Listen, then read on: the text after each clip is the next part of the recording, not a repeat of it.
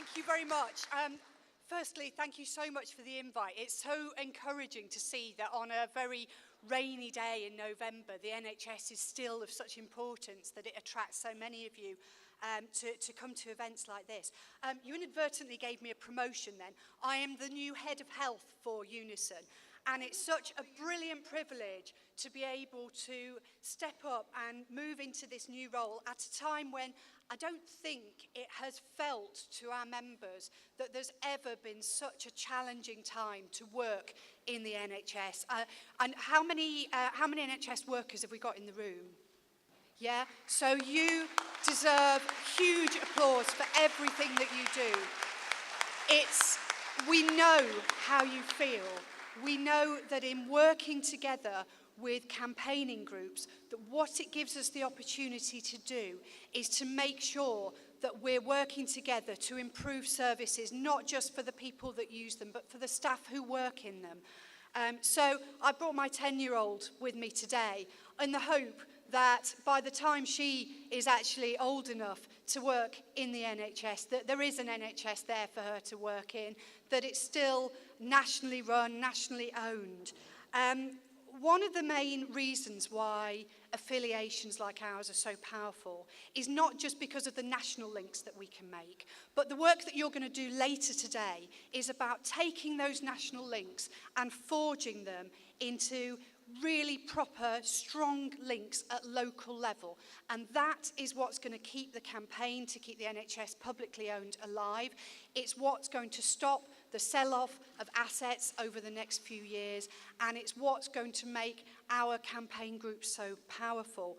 We had a really good recent example of this. Small wins are so welcome at the moment, and just recently, through local campaigning with groups like We Own It, we managed to reverse the decision that the government had made to sell off NHS professionals. So a very, very small but very welcome step on the way to keeping the NHS in public hands. Now, I know time is really short today, and I've been encouraged to stick to my time limit, so I won't stray over that. But I do want to talk to you about 3 key areas where the staff who work in the NHS and UNISON, working with members who work in the NHS, are going to need your support through our affiliation. And those 3 areas, very briefly, are pay. They're about the land grab that you'll have read about through the sell-off of the land through the Naylor project. And the third is a difficult and more insidious kind of asset stripping from the NHS. So firstly, just on pay, you'll have seen the campaigning that UNISON's doing around staff pay.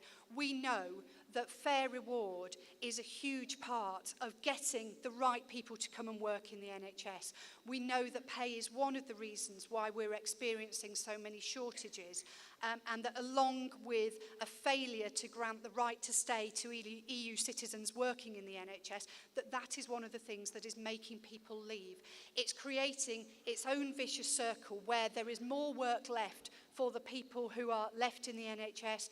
It's creating an unsustainable staffing structure and undermining the NHS to the extent that it's putting people off from working in it, and that has a massive long-term effect. So we're going to need your help. We have been successful in changing the rhetoric. So some of you will have seen that Hunt has been announcing recently that the pay cap has been lifted. That's all well and good, but not one penny has ended up in the pockets of health workers yet. So it is going to be a long and hard struggle to turn that rhetoric into something meaningful for health workers, and that's what we're going to need your support to do. We know that the public support lifting the cap in the NHS. A recent poll we did gave us huge encouragement. We know 84% of the people that Comres polled last month said they supported giving NHS staff a pay rise over and above inflation. Getting that money out of the Treasury is not going to be easy. So that's an ongoing battle that we face. I know some of you will be talking later today about the land grab that's going on through the Naylor project. In a brilliant piece of doublespeak, they've given this a lovely name, Project Phoenix. Like, this is something amazing. We have no opposition to the idea that if land and buildings are going unused, that we can be creative in making sure that those are turned into opportunities to provide key worker housing for people who live in communities and who work in the NHS. But selling it off, asset stripping, is not the way to go. It's going to mean there are fewer resources left for the future. It creates the same kind of climate that we saw in the 80s, a one-off cash incentive that will be soon spent and the money taken away from future budgets. So we've got to work together on issues like this. But what I really wanted to talk about mainly is another kind of asset stripping that's going on.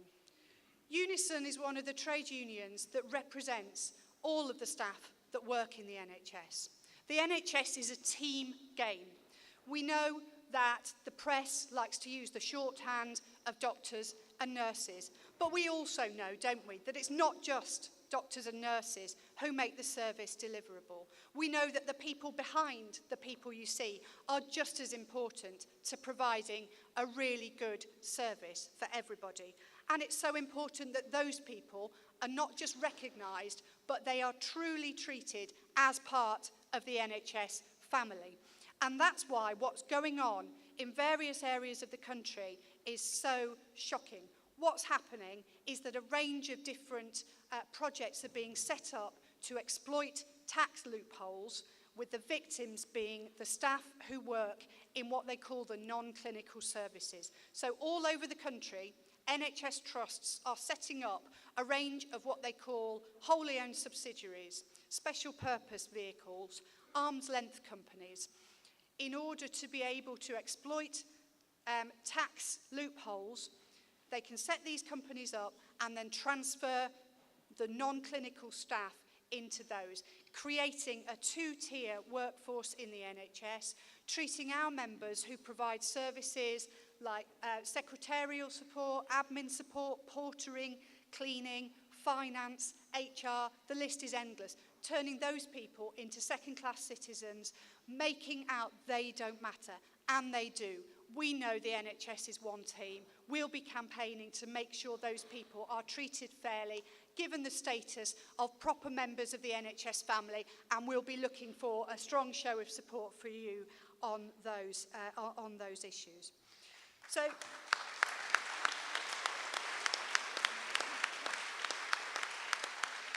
in taking forward our work and our relationship to defend the NHS, I would just end by urging you that from today's conference, take forward those links with your UNISON health branches.